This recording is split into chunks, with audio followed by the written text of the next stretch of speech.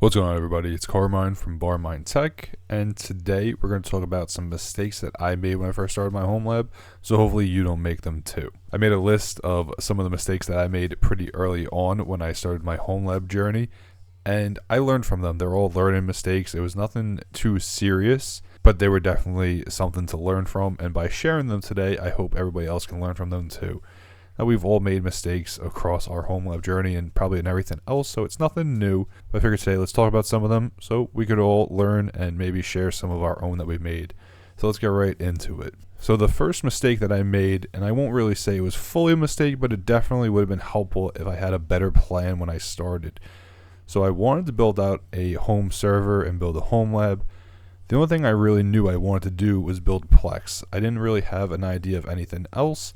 And I'm not going to say that it was a horrible mistake that I made, because I did end up building out a server that was more than capable of everything I wanted to do. But if I had a better idea of what I was looking to do, I probably could have built it more towards what I was going to need going forward. I know you're not going to be able to foresee all the things that you're going to want to build out on your home lab, but you probably have an idea of what you do, and that's why you want to get into it. Maybe you want to work on making network storage and a Plex server or some sort of media server. Maybe have a machine to run some containers or Docker or anything else. You could probably figure out a good machine that's going to suit those needs versus buying something that's not going to, that might be not enough power or too much power. And now you didn't really make a plan out of what you needed. So I would say before you start anything, just try to draw up a plan of what you want to do in your home lab. Do you want to build more of a test environment and learn about how systems work and do break fix and try to figure everything out? Do you want to kind of learn about new things and maybe new Linux distros and operating systems and how they work? Are you looking to maybe practice for certifications or work or school, and you need some sort of lab environment to run virtual machines for maybe schoolwork like I used to do? Or maybe you're studying for a CCNA, a CCNP, some of the Microsoft certs, or anything that maybe you need some sort of test environment. You could build out virtual machines and practice networking and system admin and all this sort of stuff. Kind of have an idea of what you're looking to do, and then you could build your systems around that. So definitely before you jump into anything, just make sure you kind of draw out some sort of plan. Now, of course, it's not meaning that that's all you're going to build from your plan. So leave a little room for whatever you choose for future proofing. If you know maybe you're going to use something with 4 cores of CPU and 8 threads, let's say, and you need about 16 gigs of RAM, maybe bump it up a little bit and go for 32 gigs of RAM and maybe get an 8-core chip. Just stuff like that, so you can build a better plan and spend your money more wisely in your home lab. Maybe a little bit better budgeting can go a longer way, and then you can get the next system or some add-ons when you do need them. The second mistake I made wasn't really picking out my hardware or my server best for what I was going to need. I did spend a significant amount of time planning out my build. I just ignored the facts that I was building off of really old systems. I used really old server parts. I used really old hardware. And it just turned out to be something that worked really well for my needs, but wasn't the best that I could have got for the money I spent. I'm actually going to go over to my eBay account where I bought a lot of my equipment and show you some of the poor decisions that I made. So it's a little tough to see because this was from a few years ago, but you can see over here, I purchased these Kingston RAM sticks. So I ended up spending about $40 on 32 gigs of RAM. I ended up getting 4 8-gig sticks. Not a terrible deal, but I did end up getting DDR3 memory, which really wasn't the best for what I could have gotten. I did get these Xeon E5 2670s. What I liked about these was they were 8 cores and 16 threads, so it gave me a more CPU power for what I was looking to do. These were a pretty good deal. They were only about $10 a piece, but these are super old chips. I mean, if we pull up the Intel Arc page, we can see that they're using 115 watts TDP, and they were from Q1 of 2012. I built this server in about Q3 of 2022, so they were already 10 years old and were not the best option for what I could have gotten, especially for the TDP they're using. Now, I also got this super micro board over here, which you can see I ended up spending about $150 on. It was definitely an older motherboard, as you can see. It definitely looks dated. What I liked about this was all the add-ons that it had. You can see it has a lot of RAM sticks. This isn't the greatest picture, neither is this one. Here you go. Here's an eBay listing for one that looks pretty similar to mine. It had the 2 sockets, which I needed, all the DIMM slots, the PCI slots. It had multiple NICs, which was everything that I was looking for. But this wasn't really the best option to spend $150 on, where I still needed a case and everything else to go with it, all the IO, hard drives, and everything along from that. I don't know if you noticed, but that motherboard is huge. It actually is an EATX motherboard, and you need an EATX case to hold that in. And it turns out that EATX really isn't a very common form factor anymore, especially to be carried in stores. To get a new EATX case was very expensive and definitely not in the budget. Luckily, I happened to have an old case laying around in my attic that happened to be an EATX. I had no idea, and I was able to put it in there, but that probably saved me about $200 to $300 off the top.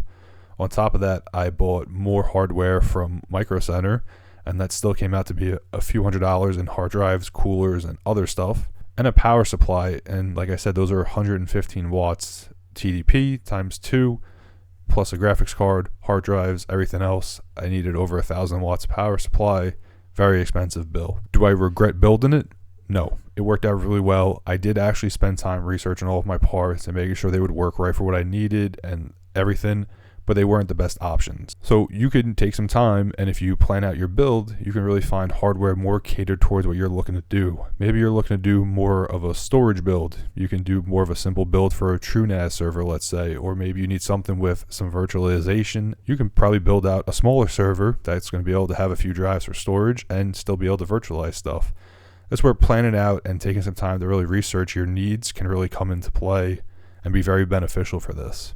Now, when it comes time to picking out hardware, enterprise gear or old servers might not always be the best option. This is why we actually have a ton of new options out right now, because we're having a lot of different styles of hardware become very available for a very affordable price. You might not need that rack-mounted server that you found in Marketplace for $50, but it might have a lot of hardware in there that looks really enticing to you, but it really might not be that good of a deal. You need to keep stuff in mind like the cost to operate it. Some of these old enterprise servers are not energy efficient. They are very loud and it's put off a lot of heat. So it's going to have a lot of cost to operate those, and not everybody's going to want to pay the power bill for those servers. You might be able to find something like an older PC on Marketplace or eBay or Craigslist or anything available to you locally that might be able to put out some pretty good specs for what you need to do at a much lower cost, or it might be a few more bucks, but it's going to have a lower operating cost. I run all the stuff in my Homelab off mini PCs versus my old tower server, and to run my tower server versus my mini PCs is significantly less. I'm using way less power, it puts off way less heat and noise, and it just works better, and I get more systems out of it because now I can run 3 to 4 mini PCs, and it's still under what it was costing to run my tower server that I built out. So when it comes time to picking out gear for your Homelab, just keep this in mind. Same thing with networking gear. You might be able to find a nice Cisco Catalyst switch. There's a reason they're so cheap, because the old ones aren't good anymore. So just keep that in mind. Same thing with firewalls and everything else. Most of the time, if it's really cheap, there's a reason it's that cheap. So do some research into it, see what other people say.